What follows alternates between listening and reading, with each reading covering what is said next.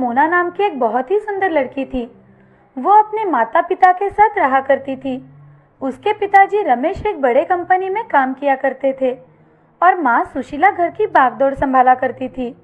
मोना को आइसक्रीम खाना बहुत ही पसंद था, इसीलिए उसके माता पिता हमेशा परेशान रहा करते थे। एक दिन मोना के लिए संजय नाम के लड़के का रिश्ता आता है।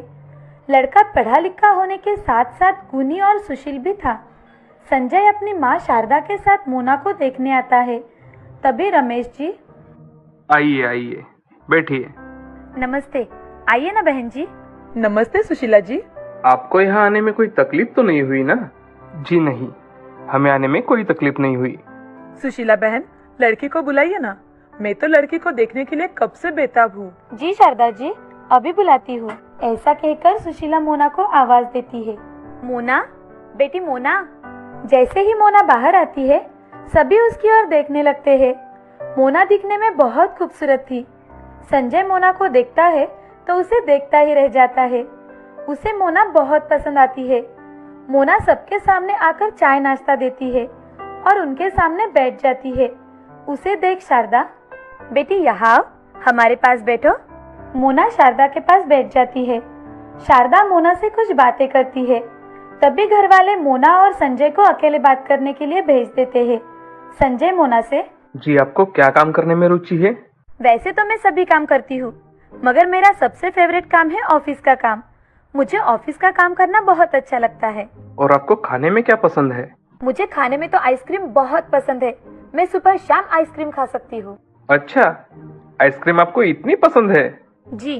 संजय और मोना थोड़ी देर के लिए बातें करते हैं और नीचे आते हैं।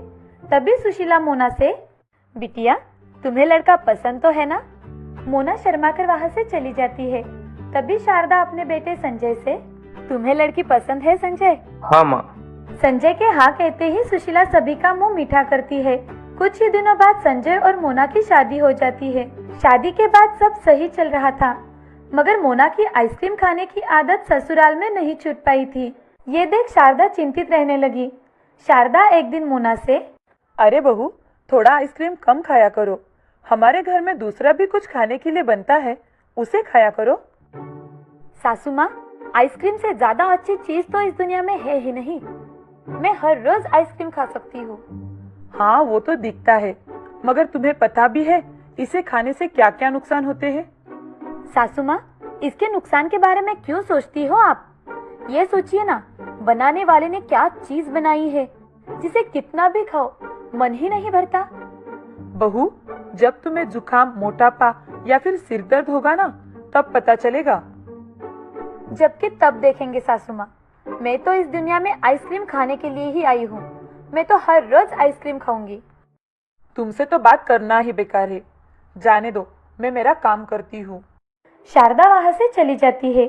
शारदा बेचारी आए दिन अपने बहू को बहुत समझाती है, मगर मोना उसकी बातों पर ध्यान ही नहीं देती और अपनी सास की बातें टाल देती थी।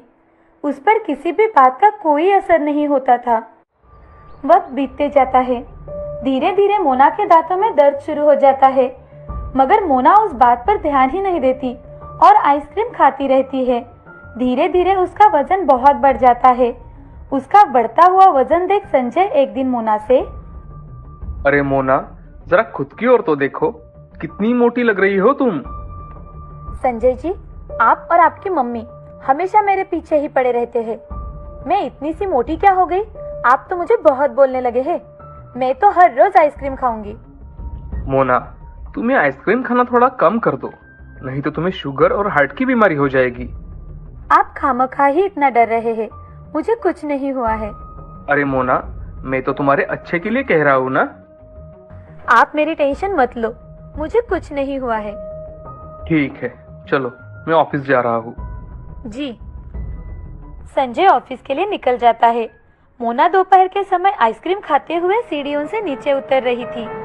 तभी उसे अचानक से चक्कर आ गए और वो सीढ़ियों से नीचे गिर जाती है। सास मोना को इस हालत में देखकर बहुत डर जाती है। वो जल्दी से संजय को फोन करती है और खुद मोना को उठाकर अस्पताल में लेकर चली जाती है।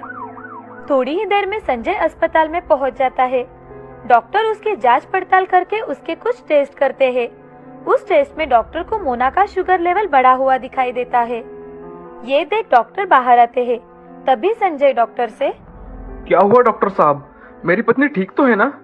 जी उनका शुगर लेवल बहुत बढ़ गया है, इसलिए उनको चक्कर आ रहे हैं। डॉक्टर साहब, मेरी बहू हर रोज आइसक्रीम खाती है और यूं कहिए ना कि उसे आइसक्रीम के सिवा कुछ भी अच्छा नहीं लगता।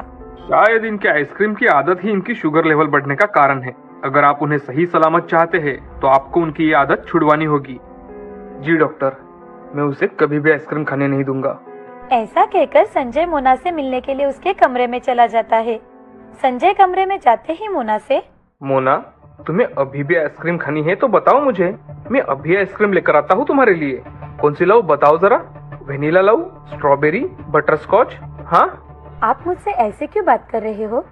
क्या कहा डॉक्टर ने? तुम्हारी ज्यादा आइसक्रीम खाने की वजह से तुम्हें शुगर की बीमारी हो गई है और अब तुम आइसक्रीम तो क्या मीठा तक नहीं खा सकती। क्या? संजय की बात सुनकर मोना जोर जोर से रोने लगती है। उसका रोना देख संजय मोना से, मोना, अब रोने से कोई फायदा नहीं है। हमने तुम्हें कितना समझाया मगर तुमने हमारी एक ना सुनी। मैं इस बात को लेकर नहीं रो रही। तो फिर तुम रो क्यों रही हो? मैं आइसक्रीम नहीं खा सकूंगी इसलिए रो रही हूँ। हे भगवान, क्या करूं मैं तुम्हारा? ऐसा कहकर संजय मोना के साथ घर चला जाता है। ऐसे ही समय बीतता जाता है। मोना आइसक्रीम खाने की आदत छोड़ने की बहुत कोशिश करती है। उसके साथ ही वो प्राणायाम और डेली एक्सरसाइज भी करने लगती है। उससे उसका शुगर लेवल कम होने में मदद होती है। साथ ही साथ मोना का मोटापा कम हो रहा है, ये देख घर वाले बहुत खुश हो जाते हैं। ऐसे ही एक दिन उसे पता चलता है कि वो संजय के बच्चे की माँ बनने वाली है। वो संजय से, संजय जी, मुझे आपको एक बात बतानी है। हाँ कहो मोना, क्या बात है? संजय जी, आप पापा बनने वाले हो और मैं माँ बनने वाली हूँ। मोना, मैं आज बहुत खुश हूँ। मैं तो आज ऑफिस में मिठाई बांटूंगा। माँ, माँ। संजय ये खुशखबरी अपनी माँ को सुनाता है। उनके घर में जैसे खुशहाली छा जाती है। ऐसे ही 7 महीने बीत जाते हैं। एक दिन संजय मोना के साथ एक शादी में चला जाता है। वहाँ से लौटते समय उनके कार का बहुत ही बड़ा एक्सीडेंट हो जाता है। उन दोनों को तुरंत ही अस्पताल में भर्ती करवाया जाता है, जहाँ संजय को जल्दी होश आ जाता है, मगर मोना को होश ही नहीं आता। उसकी शुगर की बीमारी की वजह से उसकी कंडीशन क्रिटिकल बन जाती है। तभी संजय डॉक्टर से, डॉक्टर, मोना की तबीयत कैसी है अभी? उनकी तबीयत तो थोड़ी क्रिटिकल ही है। वो प्रेग्नेंट होने के कारण उसकी तबीयत ज्यादा खराब हो गई है और शुगर की वजह से उनकी ब्लीडिंग थमने का नाम ही नहीं ले रही। डॉक्टर साहब, आप कुछ कीजिए, मेरी बीवी और मेरे बच्चे को बचा लीजिए। संजय जी, हम हमारी पूरी कोशिश कर रहे हैं। लगता है हमें उनकी प्रीमैच्योर डिलीवरी करनी होगी। आपका साइन लगेगा हमें। जी डॉक्टर साहब, अभी करता हूँ। ऐसा कहकर डॉक्टर उनके सामने पेपर रख देते हैं और संजय जल्दी से उन पेपर्स पर साइन कर देता है और डॉक्टर मोना की प्री मैच्योर डिलीवरी कर देते हैं। तभी मोना की सास शारदा अस्पताल में आ जाती है। पूरे 2 घंटे के बाद डॉक्टर ऑपरेशन थिएटर से बाहर आते हैं और संजय से, मुबारक हो संजय जी, आपको बेटी हुई है। माँ और बच्ची दोनों सही सलामत है। बच्ची अभी कम महीने की होने के कारण हमने उसे अंडर ऑब्जर्वेशन में रखा है। धन्यवाद डॉक्टर साहब, मैं आपका शुक्रिया कैसे अदा करूं समझ में नहीं आ रहा। अब आप भी थोड़ा आराम कर लीजिए। डॉक्टर वहाँ से चले जाते हैं। तभी संजय और शारदा मोना के पास चले जाते हैं। दोनों को देख मोना बहुत खुश हो जाती है। तभी शारदा मोना से, बहू तुम माँ बन गई हो और मैं दादी बन गई हूँ। मोना की आंखों में आंसू आ जाते हैं।